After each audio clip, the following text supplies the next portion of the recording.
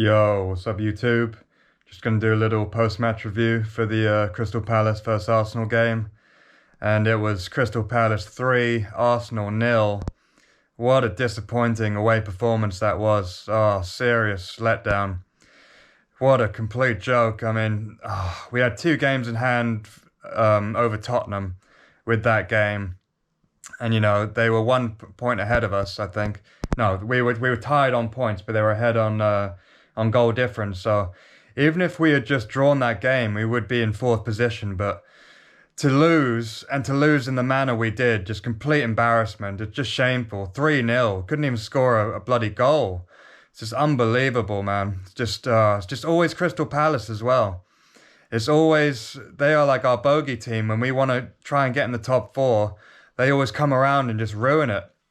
It's happened with Unai Emery in that season when we were going to get top four, and he underestimated them and played El Nene and people in the midfield, and we lost to them.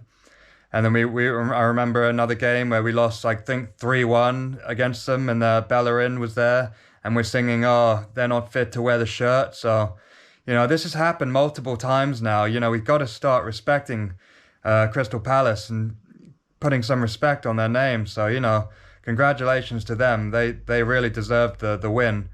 Their home fans really get behind the team. They're not even the ultras. They sound like the ultras just because they're so loud, and they sing their great songs, and very unique fan base there in South London. So credit to Crystal Palace. They deserve the win, and well done for Vieira for beating the Arsenal. He's done really well since he's come into Palace. He's what I noticed from that game is just the press and the energy, especially from Conor Gallagher. I think he leads the press for their team. And then you've got to give a mention to Zaha. He's always dangerous. He was up for it last night. He's always up for it against Arsenal. And he scored the third goal, which was a penalty. And I think what our main problem is we really missed Kieran Tierney. I didn't even realise he was injured, but I think he's got some bad knee injury. They might have picked up from playing again for Scotland. But yeah, it showed that we really, really miss him. He's just so solid for us when he's there. But Nuno, he tried to come in, and he did better than he did in the FA Cup game against Nottingham Forest. He lasted longer than that, but he only lasted till half time because he wasn't on it either.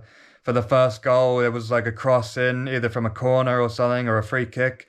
And he kind of like ducked down a bit and just dodged it. He was looking for a foul, and it wasn't a foul. And yeah. And then it just bounced right to Mateta, who was just free in the middle of the box. There was no one there. And it's just a free goal for them to make it 1-0. Free header or tap in. And yeah. And then we're trying to get back in the game. The crowd, the away supporter for Arsenal, they always do get behind the team. You got to give the away fans credit. You can always hear the away Arsenal supporters, and they were trying to lift the team. But unfortunately, when we went for the equaliser, they ended up getting the second goal to go 2-0 up. It was a great ball from I think Anderson, his name is. I haven't seen him very often for Crystal Palace. It was a great ball. Nuno kind of got caught out of position. Gabriel tried to come over and slide and block the ball. And to be fair to him, he just missed it. And then, Andre Ayew or Jordan Ayew, I think it was Jordan. That guy's shit. He's absolute shit. But of course, against Arsenal, he wants to come and play well and get a goal. We made them look good. It's just embarrassing. We made them look good. And he won't score a goal the rest of the season, that guy. That guy is absolute shit. I won't be told otherwise. And then, 2-0 down. We're pretty much just shell-shocked. We're like, what the hell's happening? Arteta's on the sideline, like, oh my God, like, what the hell?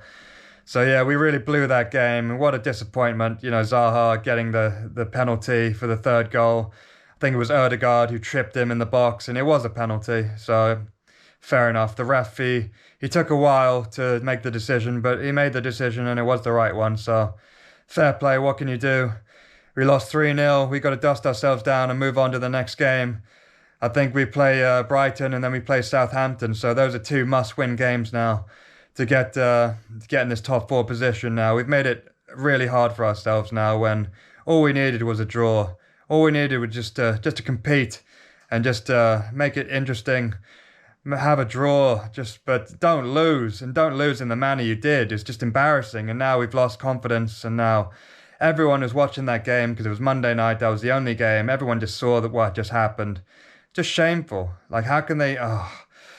So yeah, we got to move on to Brighton now. You know, they've lost 6 games. They'd lost 6 games in a row, and then they just drew 0-0 versus Norwich, and Mopai missed a penalty. So we'll see. We'll see. Hopefully, what's his name? Their manager has done really good. Graham Potter has done really good for us, for Brighton, and even Osterson's against Arsenal. So he's got a good reputation against Arsenal. So we got to take him seriously, and we got to be ready for Brighton. I think we're at home for that game. So come on, you Gunners. It's not over yet. We still got possibility of top 4, but we've got to start winning now. There's only 7 or 8 games left. So must wins now. Must win versus Brighton.